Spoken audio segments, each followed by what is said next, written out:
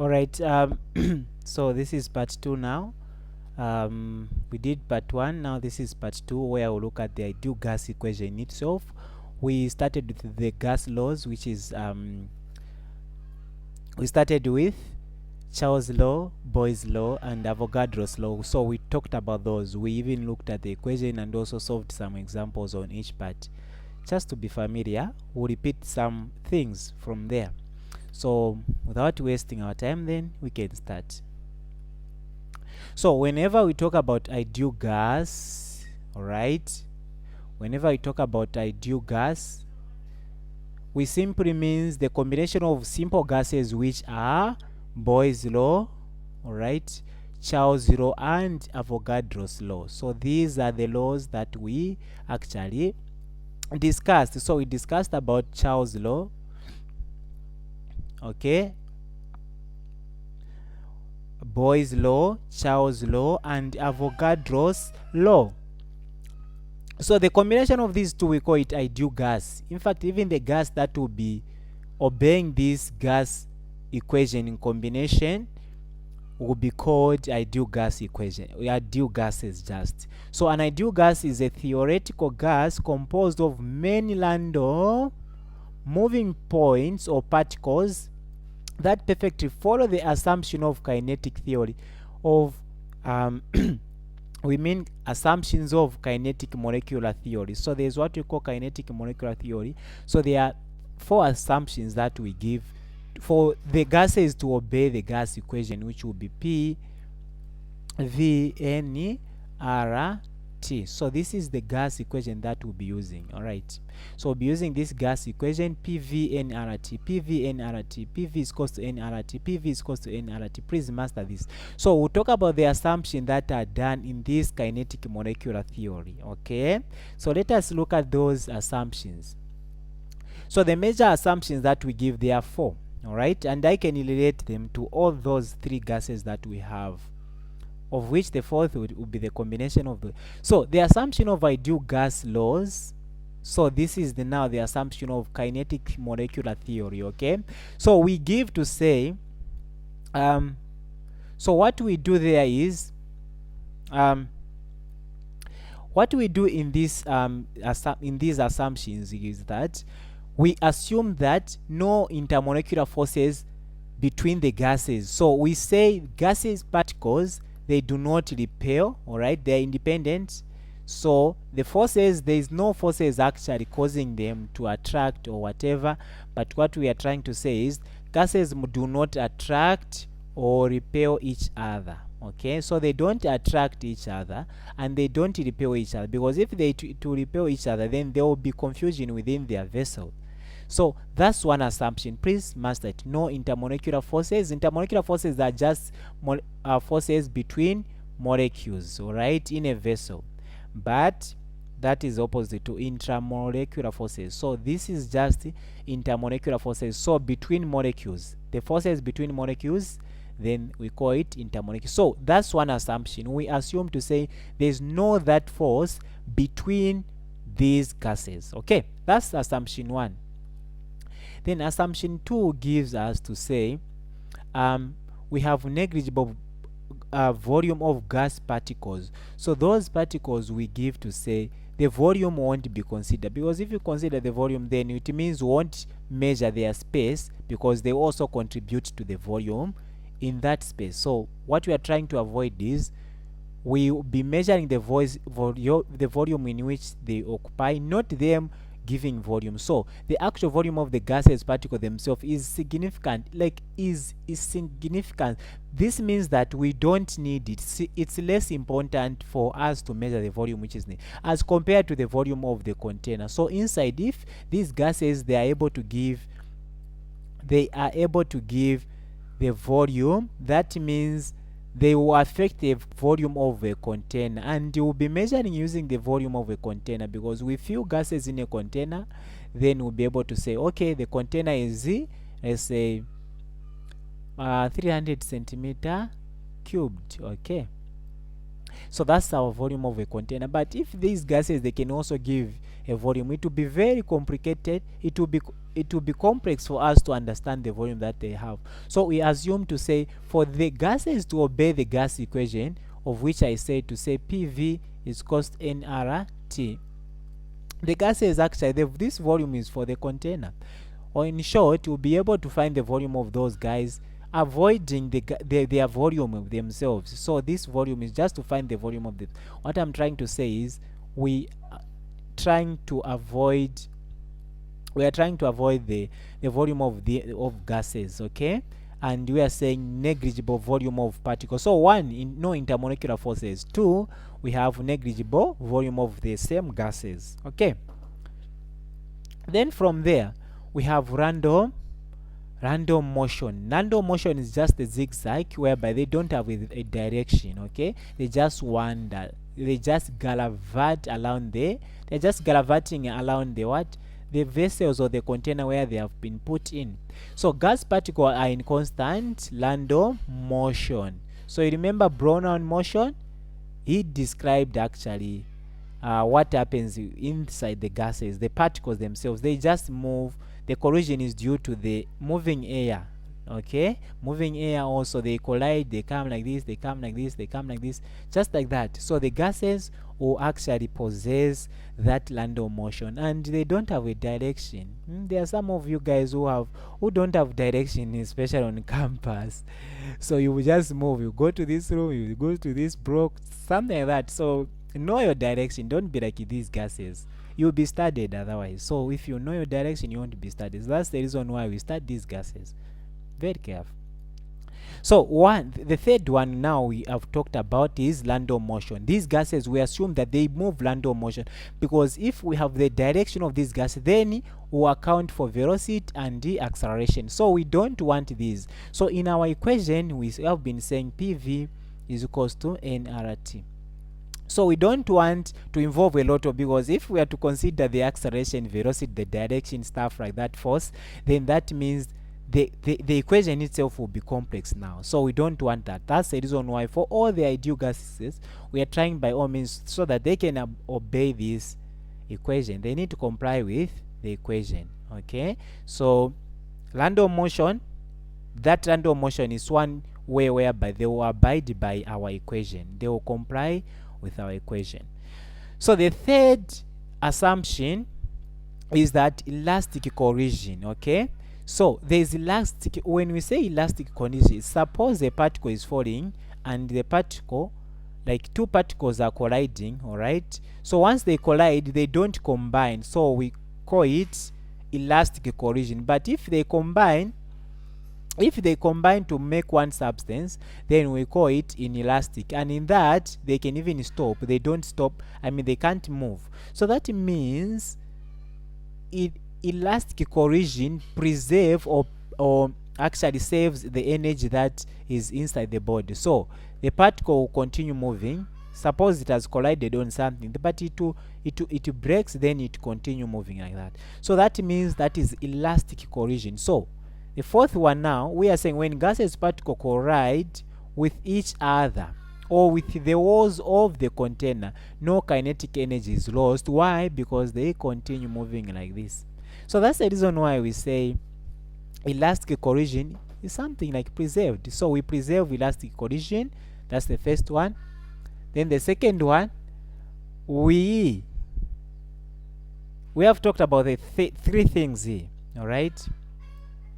So the first assumption is no intermolecular forces. The second assumption is negligible volume of gases particles. So we neglect volume of themselves, but consider the volume of their vessels.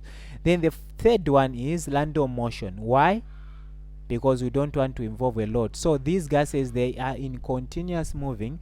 That's the reason why we give them random motion assumption, to say they are not forced by any force. So this movement they possess within the vessel, it's random motion. Then the fourth one to say it's elastic collision. We don't want the energy to be lost, because if energy is lost, then the gases won't move randomly. You see how they are interconnected. So those are the assumptions of ideal gas law. So the law, now we are to talk about it. Let's go.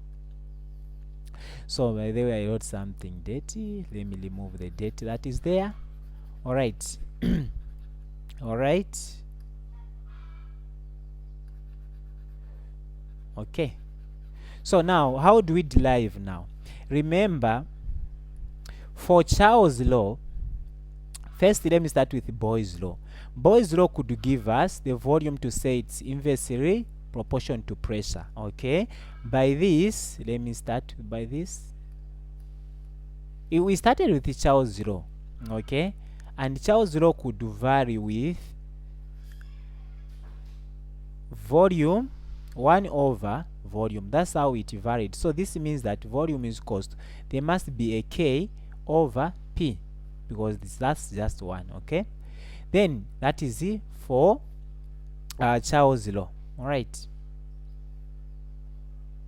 So that is for Charles' law.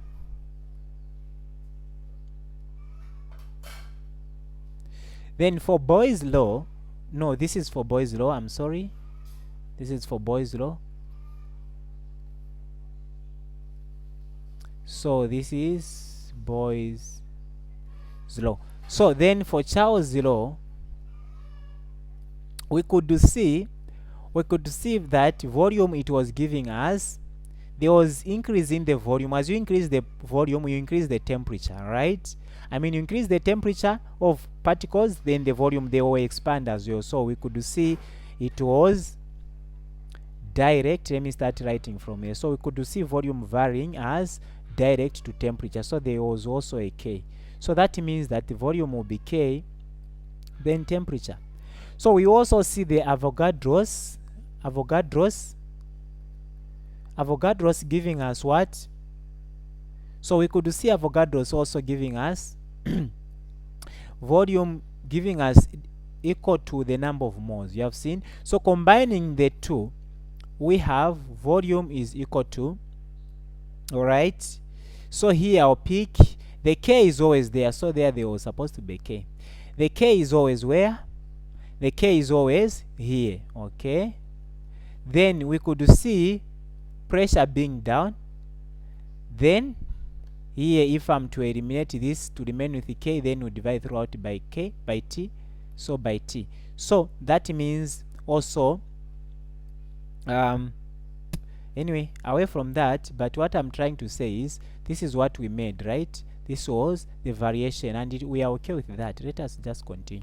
So from there, then we again saw the number of moles increasing. So we could see temperature being direct and the number of moles being direct proportion. So this means that this K, it is actually the constant, gas constant, which is R. All right. Then the T will be there and the N will be there. All right. So from there, then there was P now. So we can now cross multiply and say Vp, all right, is equals to N R T. So this is the gas equation, ideal gas equation. So this is the gas. From those three combined gases, we form this. So we'll be using to calculate temperature, every stuff like that. We can even, when we reach gas stoichiometry, we'll talk about the density stuff like this. So this is the gas that we have been talking about.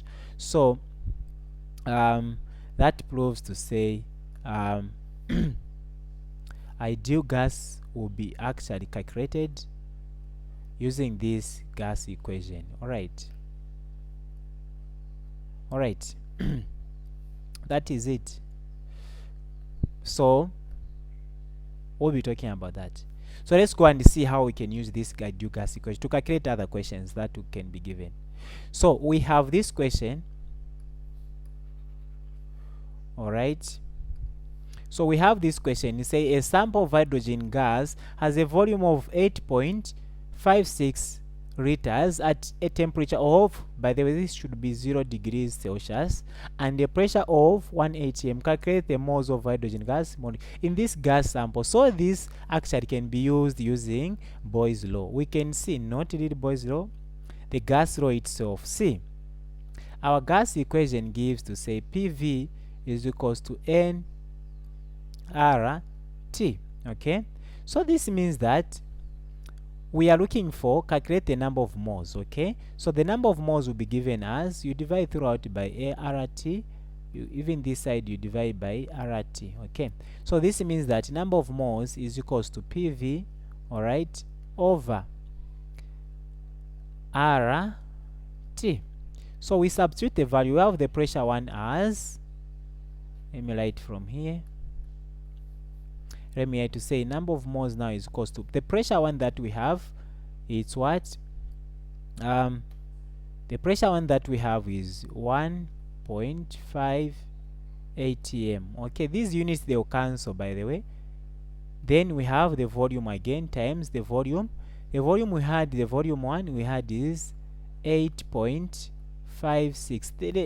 No need to put SI unit, they will counter cancel themselves. You can follow that, but they will counter cancel. Then we have now the gas constant that we use when now pressure is given as this one. We use gas constant as, by the way, let me just get back and teach you something. This gas law that we have, it can be given at 0.0821, okay, 0.821 or 0.8206, but we round off that 6 to give 1. Then this will be Rita atm, okay, per Kelvin moles, okay. Then again the same gas constant can be given as 8.314, okay. Then this will be joules, but the same kilo per moles. All right, that is the values that we'll be using to substitute. But mostly for gases, whenever you are given atm, that means it will obey this one unless you want to calculate energy. So that is under thermochemistry. All right, so now we are substituting. Remember R that we are using because of this atm. I'll use 0.821, okay. Then the units will be there. I said 80 liter atm per Kelvin moles. So the mole will remain at some point, but just know that the units for mole, it is always more. So we substitute, to continue. Then the 0 degrees you convert now the temperature to say is equals to degrees Celsius plus 273.15. So this means that this 273.15, we put our 0 degrees there. When you add, we get the same 273.15. So we punch that on a calculator. So that gives us the same value, which is 0.57 moles. So that's how you needed to calculate this one, okay. So let's go to the next question. So that's the answer that is given there. So suppose we have a sample of ammonia gas with a volume of 7.0 mils liters, or at a pressure of 1.68 atm. The gas is compressed to a volume of, so meaning that the volume was reduced, right, at a constant, meaning that the pressure was increased now. All right, at a constant temperature. Use the ideal gas laws to calculate the final temperature. Okay, this is somehow tiresome, but I'll try to simplify it. Okay, so you have seen whenever we have a balloon, right, we have a balloon, we reduce the volume, we increase the pressure, okay, because the particles will collide more often. Then we increase pressure, we increase pressure, we reduce volume, okay. We reduce pressure, we increase volume, just like that, okay. So you have seen we had this pressure 1 as 1 point something, but pressure 2 is what? Because the volume was decreased from 7 to 2.7. So that's how these things affect each other, okay. So we can now say that from ideal gas equation, since they have said we use ideal gas, we know PV is equals to nRT. Number of moles is not given, so we can calculate it, but the assumption that I'll give you, I'll give the assumption to say, I'll start this one. Now, R, temperature, they have stated at constant temperature. Temperature is constant. Gas law is also constant. Then the number of moles is also constant. So that means that PV is equal to constant. This means that PV, okay, 1 is equal to constant. The same constant can produce, because it's constant, we can obtain the other condition to say PV2 also 2 there. This means that we can have P1 V1 at constant temperature will produce the same P2 V2. All right, so we substitute now in the equation. So we have P, we are looking for what? Final pressure. Okay, P1 V1 is equals to P2 V2. That means that I'll divide throughout by V2 by V2. So I'll say P2 is equals to P1 V1 over V2. All right, so now we substitute. P1 is what? 1.68, then times V1 is what? 7. So we'll put 7 there. The units will counter cancel. Then the volume 2 is what? 2.7. Okay, so when you calculate that on your calculator, you find that it will give you 4.36 atm. So this can be equated to us, just we round off 4.4 atm, just like that. All right, so that's how you needed to calculate this one. This is the assumption I've given, but you can do the other way, but this is the best, I think. All right, so let's go to the next question. This marks the end. Thank you very much. So watch out for part 2, where I will be talking about gas stereochemistry. Thank you very much.